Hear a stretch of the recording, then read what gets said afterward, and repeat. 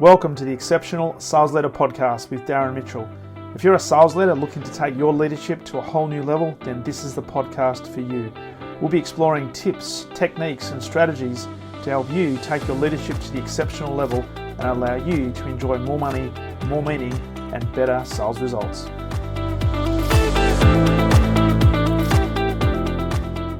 Welcome back to the Exceptional Sales Leader Podcast, and a very special welcome. I must say, this man coming in from Toronto, when he first jumped on Zoom this morning, I'm thinking, man, he's come from a corporate speaking gig because he's resplendent in a beautiful jacket with a little I was going to say a mini cravat, but it's a mini handkerchief in his top left hand pocket.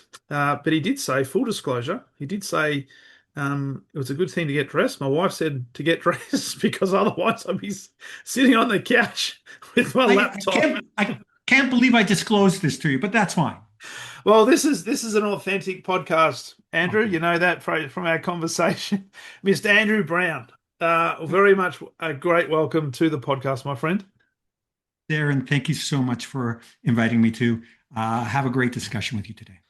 So we've been connected a little while on LinkedIn, and we're going to talk about referrals today. And you are the president at Bridgemaker Referral Programs, and have been working in the business-to-business space for over 30 years. And you run programs specifically targeting B2B organizations and how to leverage effectively and ethically referral programs. And you are the author. Get this, I think am I right in saying it's your fifth book? It is my fifth book, yes. Your fifth book, called Get Referred, How to Increase Sales Velocity, Volume, and Value. And you were telling me just before we pressed record also that this is not a story-based book, it's a how-to book. So if people listening to this really want to delve into, I guess, the art of referrals and a practical guide to do that, then this is the book for you, which we'll talk about as well through this program. So my friend, yes. I've sort of taken up the first few minutes of this podcast, and quite frankly, people are not listening to this to listen to my Australian voice. What they're interested in is the guests that come on the podcast. So can I ask you just to give us a bit of a background on your career so far, and specifically curious to know what led you down this path of specializing in referral programs? Sure, and that makes perfect sense. I welcome that chance. Thank you. And you will have to cut me off when I go on too long. But so for over 30 years, I worked in professional services, software as a service, financial services, digital marketing agencies to help companies grow by increasing revenue. Mm-hmm. And as a result, that's meant I've held a lot of executive marketing, communications, business development, and sales positions. And over this time, I've written articles for a number of different business publications. And I worked with dozens of tools meant to optimize every stage of the sales cycle, right? Particularly generating leads and qualifying leads. Mm-hmm. But I consistently found that new, good quality leads were coming in via trusted referral sources, and that was happening in parallel to sales and marketing initiatives. So while organizations were building infrastructures and budgets and content to deploy digital tools, when it came to selling big ticket items, those tools were secondary. But I also found the ways that organizations were leveraging referrals had negative consequences because referral sources were being overused, neglected, and disrespected. And as a result, businesses lost existing customers, mm-hmm. Experienced reputational damage when referral sources weren't representing a business well. They alienated referral sources and lost what would have been truly high-value leads. And so I knew there had to be a better way of harnessing referral sources' energies and enthusiasm while avoiding the potential downsides. Mm. So while I was working inside these organizations selling these big ticket products and services, I was refining a better way to systematically tap into the energies and the talents of referral sources. And that's what's brought me into Bridgemaker referral programs. Nice, nice. As you were talking, I'm thinking in my career, I worked at some of the big telecommunications companies here in Australia, and Mm. they had big sales and marketing groups, a lot of marketing, a lot of I guess market research. But if I think back, some of the bigger deals, there were some referrals that came, and sometimes the referrals were from individuals who had moved companies, and that became like a live referral because they moved an organization, and because of the network, they then brought in a connection they already knew from either the big telcos, and that's where the Yeah, business started. yeah, and I can't tell you how many times our clients have said the same thing. They said, when we reflect back on our biggest or most profitable business, it turns out that it was via referral. Now, not all referrals are created equal, Yeah. right?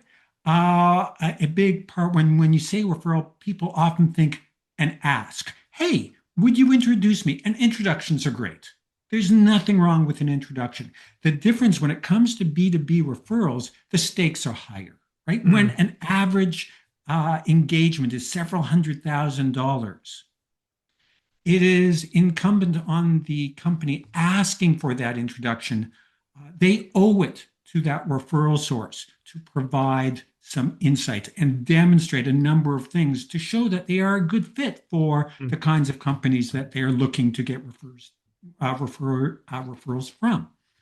Uh, and uh, so not all referrals are created equal. And the best, those we create programs that deliver bottom of the funnel referrals. So not top, not middle. Those are great. There are lots of services out there, but if you're looking for fast, reliable deals that block out competitors and people who want to buy now, it's a Mm. matter of how you use a referral, the right referral source. Yeah. So that's so tremendously powerful, but that term referral is a little squishy for some people. So we'd like to add a discipline to that when we're talking about leveraging referrals. Make sense? Oh, yeah, it does. I love that. There's a few things I wanted to touch on before I delve into the whys and what falls of Yeah. referrals and things not to do and so forth. I often hear businesses talk about the fact that, hey, we can't build a sustainable business purely based on referrals. They're good to have, they're nice to have, but we can't rely on it. But yet, what you're saying is through your 30 years of experience, some of the biggest, I guess, high ticket sales, strategic sales, and probably most profitable sales have actually come through referrals. So, can you just talk a little bit about maybe the tension between companies still, I guess, going out there and educating the market, but also looking after existing customers, partners, strategic alliances where referrals potentially comes from, but not necessarily relying for their entire business sustainability on the referrals. So let me say a couple things. We've already said that there are a number of different types of referrals. But what often gets lost, I'm going to step back for a moment and suggest that what often gets lost is a focus on scaling as opposed to growth. Mm, And that's where there's a divergence. So when I hear people, well, we can't be sustainable, we can't grow, what they're really saying is we can't scale purely on referrals. And sure, I can buy into that. Referrals, particularly in the B2B space, is a very personal, bespoke. We create bespoke programs around a limited number of referral sources. But the purpose of referrals sources, particularly managed referrals, is growth. It's revenue. It is so you can achieve growth without scale. If you want scale, by all means, create infrastructures, create sales teams, create SEO, content, marketing, brand, events. You can build all that up. And I've had the pleasure and the curse of doing that. And you do get scale, You don't get the profitability, you don't get the ROI that you do when you do referrals. So it comes down to the objectives. If you see the only path to growth is by scaling, then go scale. Mm. If you realize, scaling is a means to an end, that end is growth, I'd say, you may want to take a look at referrals or a managed referral program as one of the arrows in your quiver, if you will. Yeah, yeah. Does that Because make does that make sense? yeah, it does. And the other part of that question, I guess, was Hmm. I guess the speed.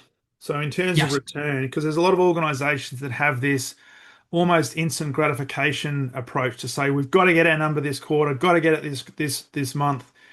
Um, and they probably think the scaling methodology, if I just throw money at marketing, if I put out SEO, if I put out specific programs in the marketplace as a way to entice interest, then maybe I'll get a quicker return on that investment versus investing in a more of a maybe a detailed, more robust, maybe a longer term strategy around referrals. What's your experience around those two? And that is a common perception. I can understand that because you see a lot of activity when you pull the lever on SEO and content and get ads out there. You see a lot of activity, and you get again top of the funnel, and then you have to work people through the funnel, Mm, and you have those people coming through who are also now viewing you in context of your competitors. So lots of activity. They'll move through the funnel slower, but man, you're going to get a lot of activity at the top. The thing about referrals is you don't see any top of the funnel. You don't see middle of the funnel. You only get bottom of the funnel options. These are people who say, Darren, I understand what you offer. I understand why it's important. I understand why it's important for me, and I understand why it's important now. So, can I buy from you? mm, Those are the kinds of clients. When we develop programs, we focus on those. We only deliver bottom of the funnel leads. And in terms of time, we're talking a matter of weeks. We've mm. had some of our programs have turned return on investment and close deals within 2 weeks. I mean, that's not top of the funnel, that's signed contract.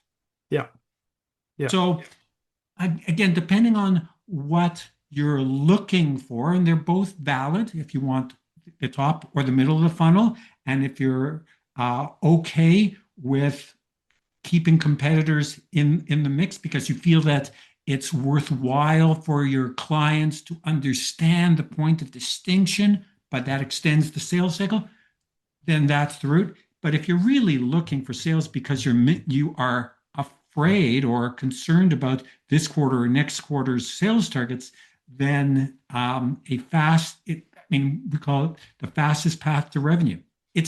We've had clients come and use this language to us. It's the closest thing to a silver bullet. And I'm going, are you serious? And when you put it in the context of an organization, when they've got events and they've got conferences and trade shows and they've got outbound sales and they've got inbound marketing, this stands in a league of its own because when it's disciplined, again, Yeah. when it's disciplined. Okay. And I love that because essentially we're saying that these organizations, these prospects, if you like, inverted commas, Yeah. are already pre-qualified because there's a level of authenticity and trust that's been established. They're more than likely going to be, because you said a lot of these deals get closed within a couple of weeks, so they're already in, I guess, the buying window of their buying cycle, so they're ready to make some action. So I guess the cost to serve, therefore, from the organization attracting these customers is a lot less because you don't have to Correct. expend all of that time and effort and money in the outbound campaign to get a minimum return. So, but I guess the question underneath Mm. all of that is you got to have a discipline. And you said it. You've got to have a discipline program that over time will start to bear fruit, and not necessarily just say, well, we're just going to double down and dedicate our entire marketing portfolio on referrals and that's it, right? There might be some organizations out there that do that, but there has to be a bit of a balance, I think, is what we're saying. Yes. And again, I sometimes a referral program, in all earnestness, can scare people within the organization Mm. Why is that, do you because think? it can be seen as a challenge or a threat because the ROI is considerable on referral programs. It's really simple to measure the ROI. There is very little clutter between or ambiguity as to where the business is coming from. With marketing, it's always a combination, and there are lots of touch points, and there's a lot of fluidity and ambiguity. Which piece, right, really converted, or which combination of pieces. I just saw a stat yesterday because, of course, we're always doing research, primary and secondary research, and the average number of touch points for a marketing campaign tends to go between 8 and 11 right before really generating interest. Yeah. With referrals, it's 1 to 3. Right. 1 to 3 touch points. Yeah. That's it. Which, again, to your point, it's not surprising when you're leveraging a trusted referral source. That's why it's imperative to identify and really evaluate the right referral source candidates. And I want to Mm. pick up on the trust element because a lot of organizations talk about trust, but they have a challenge really recognizing that there are several components of trust, sort of big buckets. You can establish trust by demonstrating your competence at something, right? Andrew or Darren are awesome at this, but that's not sufficient kind of trust. You also have to demonstrate that you care about Mm. the outcomes of the client or the customer. So those two things together, I mean, there are other nuances, of course, but high level, those two kinds of trust, those two components of trust come together to create a trust that will actually move deals to the point Mm. of purchase. Because Yeah. everyone's great, right? All companies are great, and their products and their service offerings are great. They're competent, great. And when you're going around, you're taking a look, but that referral source reduces that anxiety that a prospect has, which says, "Wow, they're right," and well, I Yeah. don't I don't have to question whether or not they're relevant, and I don't have to question whether or not they care about our success. So that's the power of the referral sources, being able to tamp down a lot of the anxiety, the uncertainty, the fear of change, the fear of the unknown. That's the power of a referral source. It doesn't come through any other method. I mean, showing thought leadership, great. Who doesn't love thought leadership? It's important. It's important, but it doesn't tell a prospect that you care about them. Mm. And that's a Yeah. key component to trust. It's interesting. As you're talking, I'm thinking, well, referral. A lot of people will be listening to this thinking Mm. that referrals would normally come from existing customers, right? So there's a couple of thoughts on that I've got is one is an existing customer are only going to be in a position to refer you if they feel as if they're being cared for, all the things you've just spoken about in relation to the trust, which brings me to the next point, which I often talk about to leaders in sales organizations, that the selling doesn't stop once the sale is made. What happens after the sale is absolutely critical and will indicate whether that customer is going to be in a position to want to even Mhm. introduce you to another organization. The other thought I Right. had was, and Mhm. I'd love your thoughts on this, is that referrals don't necessarily need to come from existing customers. So they could come from other elements where you've got a connection, but you've got to continue to build those networks and build that familiarity. You have hit on something that is essential. And a lot of organizations create a version of a referral program with under some faulty assumptions. So one assumption being we're only going to get the real referred business from existing customers or clients. Mm. And the reality is, and we've done some research into this, that it turns out that existing clients and customers are not a consistent source of repeatable, predictable, profitable referred business. It's Mm. great when they come. It's great when they bring that business, but they're not the most reliable source. And there are a number of reasons for that that can be a little alarming for organizations when they hear that. What? Our customers aren't? They can still love you and not refer you. Yeah. So um, so you're bang on. And but the nice thing is we can identify the qualities or traits regardless of whether someone is an existing client as to whether they can be a referral source. They need to Mm. have three qualities.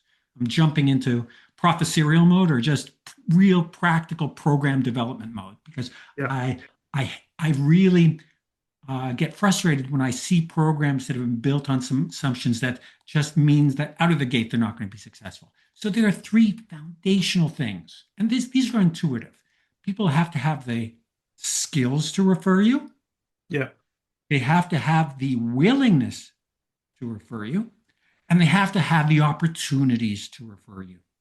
Mm. And you will never get referred business that matters to you unless people have those three qualities. Now, the truth of the matter is that out of the gate, the people in your network may only have two out of the three. Or you Mm. may have to dig a little deeper to understand, for example, the willingness or the motivation behind why people do refer and why people don't refer you. Have to understand both components under that willingness. So, in developing a program, we always say, let's go in, let's take a look at the people who you think will be a good referral source. We call them referral source candidates because we go through an Yeah. evaluation process.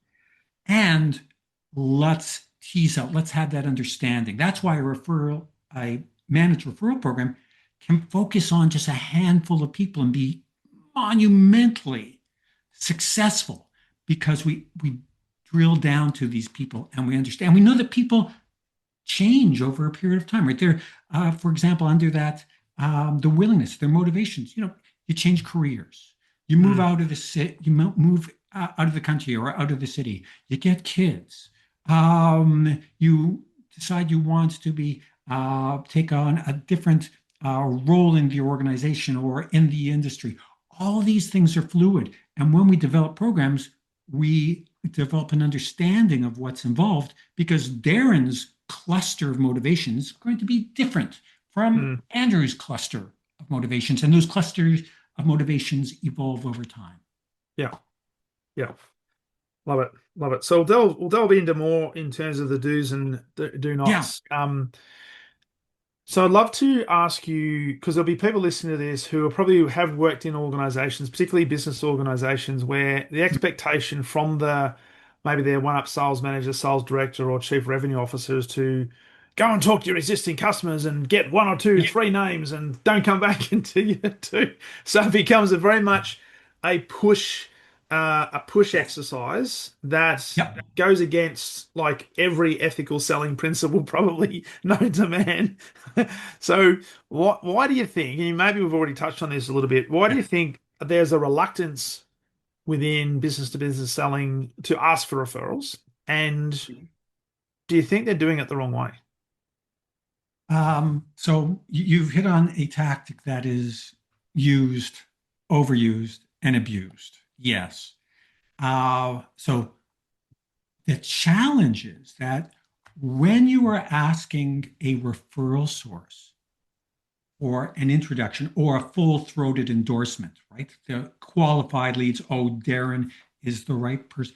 You make a bunch of assumptions about that person's skill, willingness, and opportunity. Mm. You may actually be putting them in a very awkward spot because they may be conflicted out Mm. of of making that introduction. That's not too uncommon. You make a introduction to one provider, you feel an obligation, or within the organization's culture, you've got to do it to another one. But those two companies aren't equal. So you really have to understand the pressure you're putting on people to refer. Now, again, not all referrals are equal. Asking for an introduction, again, if done respectfully, meaning you understand what the limitations are, you're not putting people in an awkward or embarrassing situation, that's fine. But when you ask someone for a referral, again, we make assumptions about their skills, willingness, and opportunity. They may not have the skills to refer. They may not be able to qualify and bring you business you want. You don't want some business brought to you that is unprofitable garbage, because it's going to be high touch and you're going to be on the phone with these people and you're going, oh, why on earth? Oh, I know why we took that referral, because we crossed our fingers and we hoped that referral source would bring us the kind of business that we really want. Uh-oh. And now we're bound to hold on to them because we fear, if we don't, then we'll stop getting further lousy referrals. So, so there's the asking component. It really does come from sort of that approach of more of a shotgun approach, as opposed to a laser or a rifle approach to engaging the right people. Now, that was the first question. I'm sorry if I went. Was there a second component of that as well? There probably was, but I've forgotten because I was so entrenched in Okay. listening to what you were saying. I like a steamroller. I can just go on. You Well, can get everything. yeah, it's well, yeah, it comes because I've been in environments where the expectation from the sales manager was for every Mm, customer, you've got to come back with at least one recommendation, right? And I guess it comes back to what you said before. Is there a skill set that the customer has? Is there a willingness for them to? Because when you think about it, their credibility is being put on the line. correct. And do they have the opportunity? Because sometimes people don't necessarily have an extensive network, and not that you need to have a big network, but you need to have a quality network. The But right also network, thinking exactly. about this, yeah, it's a case of, well, if I refer somebody who is in my inner circle to you, Andrew, Mhm. then my credibility is on the line. So hopefully you're going to look after my colleague, my referral, but also I'm thinking, well, to the referred person, I'm hoping that you look after them as well, and they're going to be Correct. okay. Exactly. That kind of understanding is often implicit.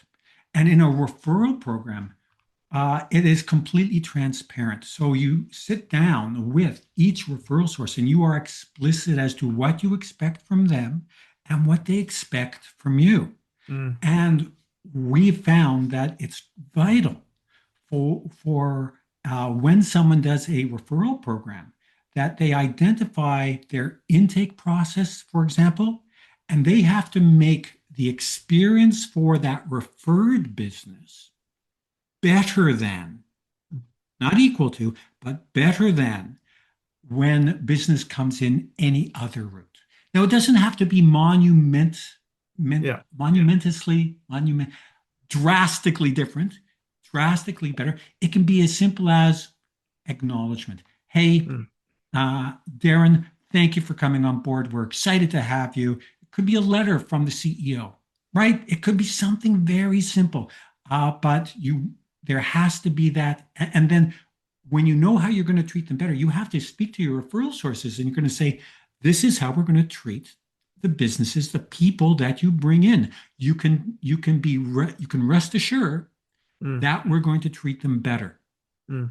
And you also have an obligation. I mean, privacy obviously has to be maintained, but you owe it to them to get back to the referral source and say, "Hey, thanks for bringing in Darren. Just to let you know, we've spoken to him 3 times this month. He's really happy. We've engaged with him.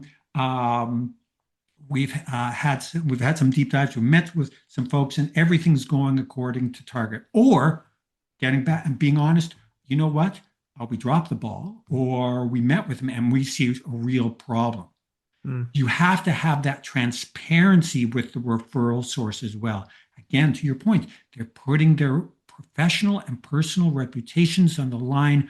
You owe it to them Mm. to have that transparency.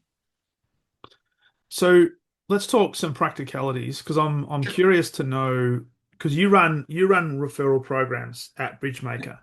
So I'm just going to make an assumption that you go into an organization, a business to business organization, and you get them on board as a partner to Bridgemaker, and you say we're gonna coordinate and put together in collaboration a referral program for you. Yeah, What size does it typically entail? So, and the reason I ask that question is because you mentioned referral partners, and I'm assuming a referral partner would not necessarily be a one-off referral. It's probably if they meet some criteria, they probably have the opportunity to be a regular contributor to referrals, making introductions and so forth. that is In correct. the sweet spot, is there a sort of a number, a framework, sort of Yes, minimum standards that you say, hey, this is what we need to have in the environment for this particular referral program to be valid and sustainable? Because I'm assuming you just don't go out and pick 100 randoms and they no, become a one-time referrer, and you don't call that a referral program. So no, can you that's talk a little correct. bit more about the mechanics? Sure. And as you can imagine, there's a fair amount of nuance Mm, because these are bespoke programs that are built around people within an organization's orbit, existing as well as desired people that may not currently be in the orbit. Uh, the in terms of scale, again, growth without scale, we have found that uh, because we do 2 rounds of evaluation. And the first round, where we sit down with our clients and we get their immediate sense for what people's skills, willingness, and opportunity. And again, we have a deep dive analysis of that, but we work with them. And generally, clients will come to us with 10 to 15 people that they think could be referral source candidates. And we go through that, and often they can't answer the questions. Well, I don't know what opportunities they have to refer. Well, then they're not yet a strong candidate if we don't know, right? We could be throwing money at them and they're not going to deliver anything. So we have mm, to find out. So we do research with the client or in parallel to the client, where we will sit down with the referral source candidate. And so there's the first take with the client. Then the second is much more of a deep dive. And from the 10 to 15 that we might start off with, we usually end up with between 3 and 8 hmm referral sources. Now, those other people that didn't quite make the cut, they're often referral sources who could be people that we want to put our bets behind, or our efforts behind, more accurately, a quarter from now, or 2 quarters from now, or 3 quarters from now, or next year. hmm But because everything is driven by a client's goals. They say, we want to increase our revenue by this much in this geographic region. And we go really nitty gritty with our clients. What does success look like mm, to you? Well, we want to sell these products or services in this geographic region, um, at this price point. Okay, then our referral candidates are going to be matched against that. So, I mean, one of where we're speaking to a company right now that sells farm equipment, and there's farming equipment is very big, very expensive, but the people who have to uh, for their line of business that's for huge farms, because they sell a mix, is different than the equipment for sort of the small mom and pop farms. yeah. So their referral source candidates would be split based on their opportunities, right, Mm, and their experience. So um, it's driven by the goals first and foremost, and by going through the evaluation, yeah, we aim, yeah, 6 to 8 referral sources in a program at any one time.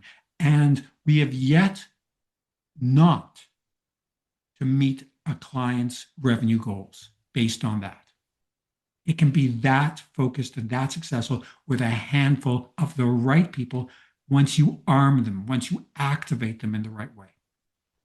So in order to do that, and I won't necessarily put words in your mouth to say you're going to Mm. guarantee results, but because you've got such a qualitative and regimented, um, I guess, qualification process, you're Mhm. looking very specifically at the characteristics that you know will make a good referral partner, that they meet those three qualities of they've got the skills to refer, they've got the willingness to do it, and also the opportunity to do it. So Right. it becomes very, very targeted. And when that happens, particularly in the big business to business space, that does become very profitable. So these referral partners essentially become an extension of your sales force.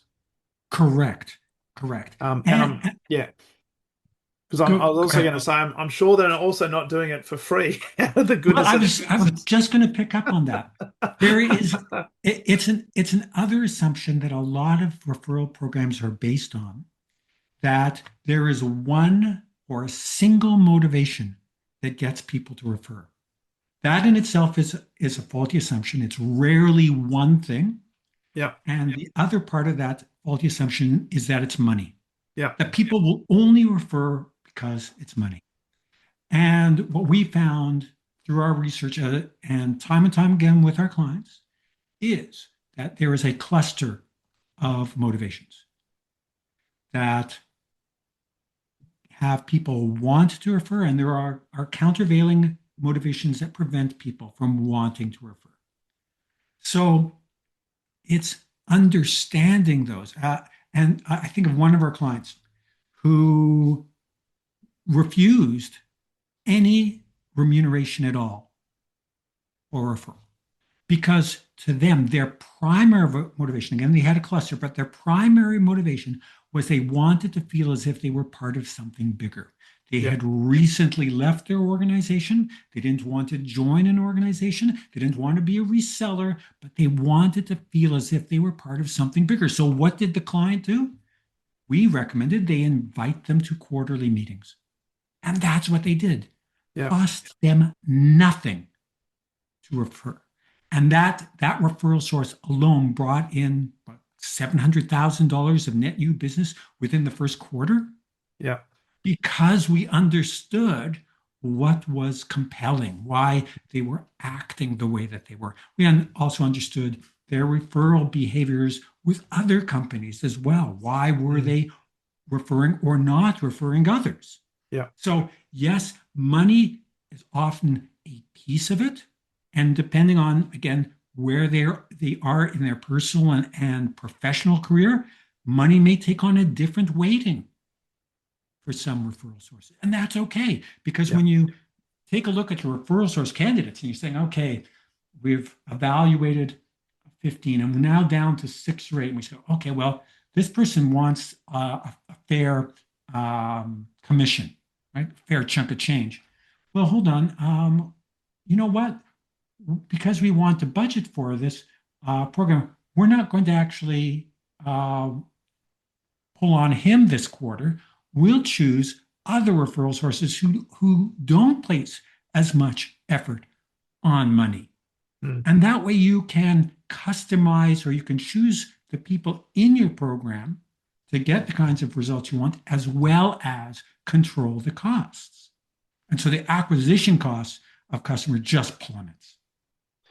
And so with that, you've got for want of a better term, you've got bench strength in your referral program. So Yeah. we're not expecting everybody to refer on a regular basis. But I guess my question that comes from that Yeah. is, in your experience, is there some education that you have to continually do with the companies that you're working for as part of setting up and maintaining a referral program that manages their expectations in terms of them not placing like an disproportionate focus and expectation on their referral partners to give them the source of the profitability and the growth engines? Yeah. Because Well, that's I why. can, Yeah. That's why we actually sit down with each referral source and we lay out what the expectations are and what the barriers to their success are going to be, because that's where it falls upon us being the client organization. When a referral source isn't producing, it's not the referral source issue. Mm. It's our as a client not doing something to empower, to enable, to allow them to refer. So uh, we sit down with each referral source and lay out what the expectation is based on the skills, willingness, and opportunities, the dollars that are going to go into it. So at the end of that process, the our clients are quite informed as to what a realistic frequency and volume of referral business is going to be, and so they can plan for Yeah. it. Right? Because you can plan for the cost for it, but you can also plan on the other end on how much revenue is. And then we do quarterly business reviews in addition to a number of other check-ins. We do quarterly business reviews with our clients, but we also check in on regular basis as well as ad hoc checking in with the referral source to make sure that they're successful. Mm. What's preventing them from being successful? So, to your point, there is actually a predictability, and that comes from the transparency of having those discussions. Yeah, love that. Love that. So, Andrew, from a selling perspective, because I'm assuming that, and maybe this is a wrong assumption, the work that you do would be at an organizational level, and then there'd be, I guess, an educational program down to the individual contributor, business to business salesperson's level. The work that even if they don't necessarily, and we'd love them to pick up the phone or jump on the website and go to your organization, Bridgemaker referral programs, and get that started. But um, for a person listening to this who believes they do have a network out there that can become a good source of referrals, and they want to do it Yep. ethically, because sometimes people are a bit not so much ashamed, but a bit anxious to reach out because, oh my God, am I asking for them to be an extra salesperson? Are they going to be asking for some ridiculous commissions and stuff like that? Yeah. But are there some things that a sales professional today can start thinking about doing to build some momentum around at least moving towards a referral sort of relationship, even whether they bring in an organization like you or not? Is there some things that they could be doing to start building that momentum? Sure. Let me just say at the onset, thank you for that. In terms of short-term things that they can do right now, the way that we work is that our programs actually run in parallel with sales and marketing because we know that sales and marketing have their own initiatives. Again, good for them, and we don't get in the way of that. And so our programs are unique in that there's not that huge education that's required. There is not a change management, a whole bunch of processes they have to change. It's technology agnostic. Yep.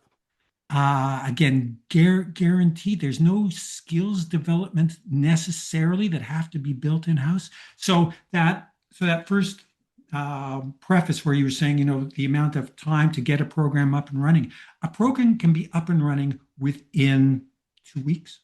Hmm. That's how quickly, because it doesn't have to go through the organizational machinations. So that's the first thing, and we encourage that. We say, if in the book Get Referred, we lay out how to get a pilot project up and running, and then there's another chapter that says, hey, you really want to hardwire this into your organization, do these things. Mm. So we advocate get a pilot project, show the success, cut your teeth on it, and then or rather, when it produces the results, now start to think of it as part of your organization structure. That's fine. So that's the first thing. As far as short-term things that people can do right now, this very minute, I always say start with data. Hmm. Start with the data that you have. And there's a very simple grid in Get Referred that that lays out where you currently get referred business And so on one axis, it's the dollars, how much you're getting, and on the y-axis, it's dollars. On the x-axis, it's frequency. So how frequently are you getting good referral business? So yeah, create four quadrants, right? Nice Yep. and simple. And I say plot your referral sources on that grid right now. So are you getting the kind of business that you want at the frequency that you want? See where it's coming from first. And the nice thing about this approach is that you get to set the values on each axis as well, whether that's tens of thousands or hundreds of thousands or millions of dollars, and the frequency that is at quarterly, is it semi-annually, is it annually? There's a lot of flexibility, and you can also think in terms of as you're plotting it. Is it people? Do I get a lot of stuff from Darren, or do I get a lot of stuff from Citibank, right? Is it the organizations or is it the individuals? Oh, Yeah. maybe it's industry. Maybe we're getting a lot of financial industry and not financial services industry, not so much in manufacturing. So you start with the data to say, where is the referral business coming from now? And that's the starting point, because that then creates a whole bunch of other questions like, okay, what percentage of your revenues this year did you get from referred business? And a Mm. lot of companies can't answer that, not Mm. until they do this exercise. And it's not a cumbersome exercise. It's a bunch of salespeople sitting around and opening up the spreadsheet of where the sales have come in for the last quarter. Say, okay, wait a sec, we don't track referrals. That's sometimes a revelation in itself. Wait a Yeah. minute, we don't track that, and that's a simple modification that people can do. So that's the first thing that I would say. Start with the data. I understand where the referrals are coming right now in terms of people, organizations, and industry, and understand how much revenue you're getting from referrals, and then ask the question, okay, last year we got 10% of our revenues from referrals. Given our sales targets, how much would we like? And given, again, with the sales targets, we might have a huge team. We might have a whole bunch of conferences. We might have all sorts of investment in software that we're trying out. How much do we need to get from our referrals? And carve that out. It Mm. may be 10%, it may be 30%. But once you answer that question, then that enables you to say, okay, well, what sort of resources how are we going to act differently? I mean, is this going to be our referral strategy? Oh, I hope we get referrals. That's not really a good strategy. Is that reasonable? Yeah, no, it makes a lot of sense because as you were talking, I'm thinking there's probably salespeople and sales leaders listening to this right now who are now waking up and realizing, you know what?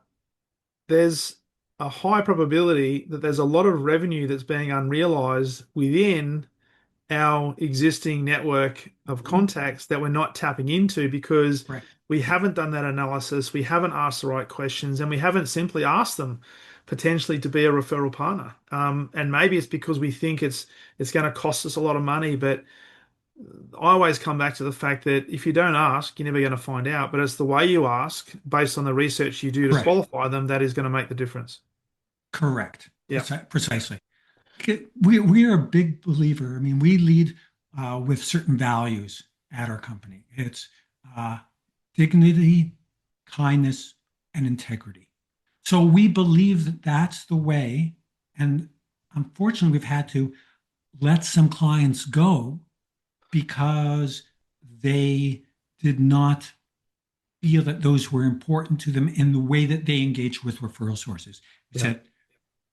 said, we wish you every success, but in order for a referral program to be successful, and we believe that in order for us to be successful, the clients have to be successful. But part of our operating uh, method is leading with those values. So we've had to occasionally say, you know what, there's not a good fit here, and that's okay. Not every organization will be suited to that. Mm. And that's a good way to sort of wrap this, because there's not every customer. There's a big market out Mhm. there. The world is Yeah. huge. There's not a finite number of customers you can actually speak to, but you've got to be very specific on what will be an ideal customer profile, but also a values match as well. And when you don't have a values match, it's not good for them, and it certainly won't be good for you. So I love that. I love that. Yeah, I couldn't Um, say it better myself. Andrew, it's been a wonderful conversation. I'm curious to know people who wanted to know more about you and connect with you, and maybe find out a bit more about potentially how Bridgemaker can help them. But Sure. also where they can get access to your book, get Mm. referred. Where is the best place for them to go? I welcome everything. And Darren, I would like to extend this offer. I thank you. It's been a pleasure speaking with you. I'd like to say that, uh, you know, I'm happy to provide you with a half a dozen copies of the book. And so I'll let you choose which of your listeners might be the first half dozen listeners who listened to this episode and said, I'm kind of curious.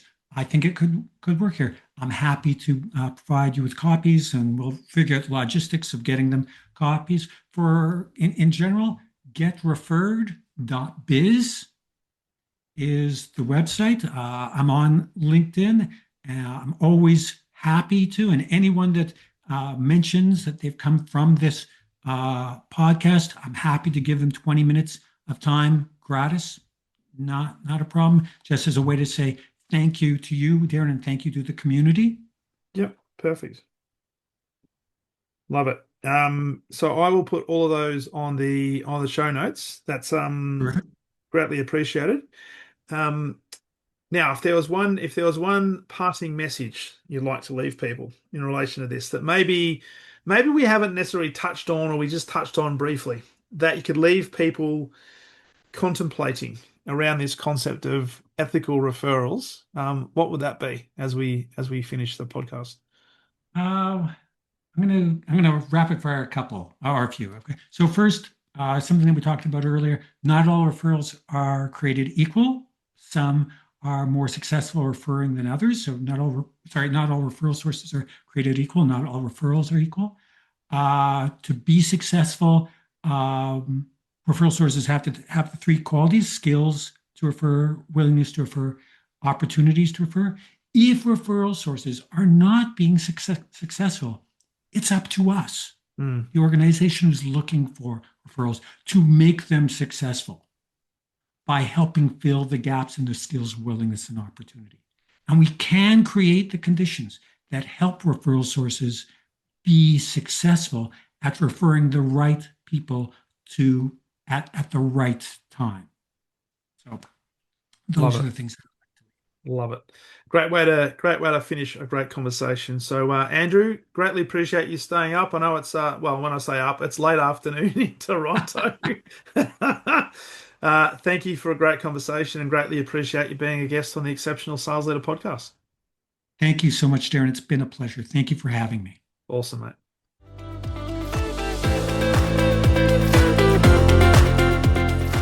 Thank you for listening to the Exceptional Sales Leader podcast. I trust the information in this episode has been helpful in your journey towards becoming exceptional. And remember, please take the time to rate the show, subscribe to the show so other people can find it. But also, if I can help you, jump on my calendar, go to leadwithdarren.com, and let's have a conversation about how I can help you along your journey to being exceptional.